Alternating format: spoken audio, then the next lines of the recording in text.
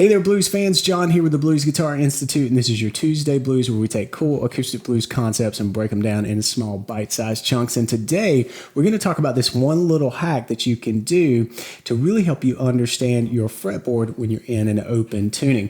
We're going to come at this from open G tuning, and I've got some helpful videos for you that you can check out there.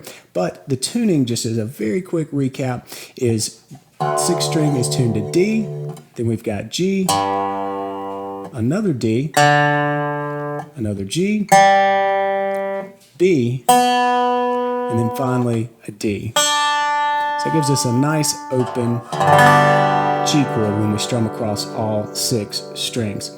So this hack that I'm talking about is really just taking a lick, take something that's very simple and just a few notes and move it around the neck. So you're not going to change the key or anything like that. What you're going to do is just change the position that you play the lick in. Let me give you an example. We can start out here on the 4th string and the 3rd string and play this little sequence of notes. Definitely sounds cool and bluesy in and of itself, but the lick is not the real highlight here. The highlight is the fact that we're going to take that exact sequence of notes and move it into various spots on the neck. Now, I did a video in standard tuning like this back in Tuesday Blues lesson number 22, and you should definitely check that out. We'll go deeper into the concepts of moving things around the neck there. But this is specific to open tunings. I've really found this technique is a good way for me personally to start to figure out the neck in open tunings. So what we're going to do is take this little sequence of notes, and I'm playing that with a slide, but you don't have to. But what I'm going to do is to play that sequence of notes starting with the open D, hammering onto our F here, and then moving through the rest of the lick. I'm going to do that on really starting from another D. So we can move to the open 6th string, which is tuned to D, and do this same lick.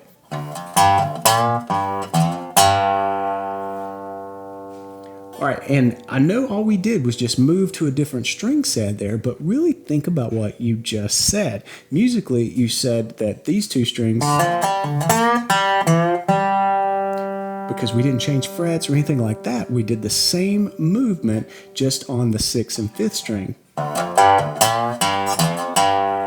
So what you really are doing is identifying the fact that these 2 pairings of strings are the same. So the D and G, and then D and G.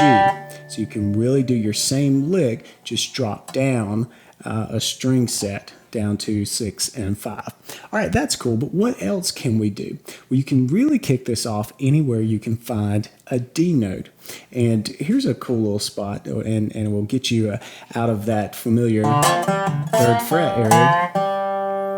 And that is that we've got a D on the 1st string, just open. All right, you can tell we're in a higher octave here if we're going to use that as our starting point, but we can do it. We can hammer on up to this F. Then we can move up and find the next note that we needed, which is a G, which is a whole step up here. So I'm going to move up to the 5th fret. Then I need another D, then an A sharp, which you can find up here on the 8th fret.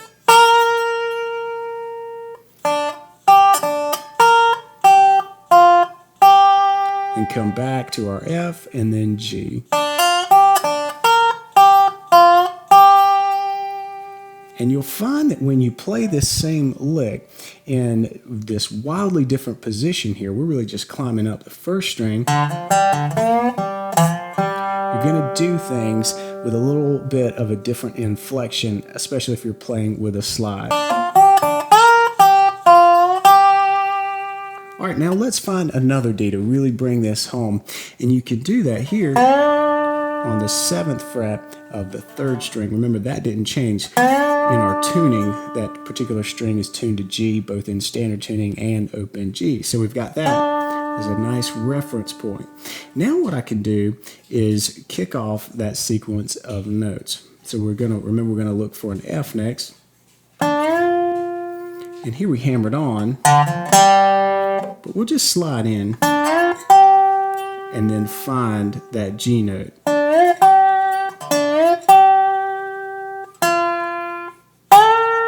There we go, all the way up to that A sharp. All right, so kind of work through this in your mind. Look for the exact notes, and then come back and really, tune up the timing a little bit and get it sounding nice and clean. All right, so now we've got 4 different positions really crossing 3 octaves. We've got our lower octave here, this middle,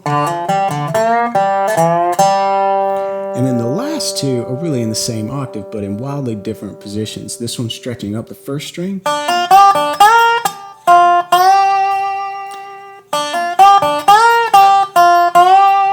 And then here, starting on the 3rd string. Now, a couple of quick things before we take off. You'll notice that, like I said before, you will play with a little bit of a different inflection when you're playing in different areas of the fretboard. And so that's one cool thing that will just naturally happen when you're doing this. But the main takeaway here is to get you to start to realize how the notes, how the strings are arranged when it comes to an open tuning. If you're really wanting to get serious about an open tuning, I would suggest getting your guitar tuned to 1. Pick 1. For me, it was open G. I just loved it, and it just seemed very natural as an entry point into open tunings. So tune to open G and really explore it. Don't get confused with all the other cool open tunings just yet. Go with open G and really explore it. And this is one hack that really helped me to kind of internalize the way the fretboard is arranged when you're looking at it through the lens of open G. All right, so that's it for today's lesson. If you want some more cool slide guitar lessons, then definitely head over to bluesguitarinstitute.com and check out the premium membership. I've got some cool stuff in there when it comes to slide guitar. We've got a slide guitar essentials course, and then a couple of other cool slide courses that I think you'll really dig. Slide guitar essentials are really going to set you up with some fundamental skills to help you get good, clean sound out of your slide guitar playing. You don't have to have a resonator. You do have to have a slide, and head over to bluesguitarinstitute.com and check out that premium membership. All right, that's it for today's lesson. Until next time, be sure to practice smart and play on.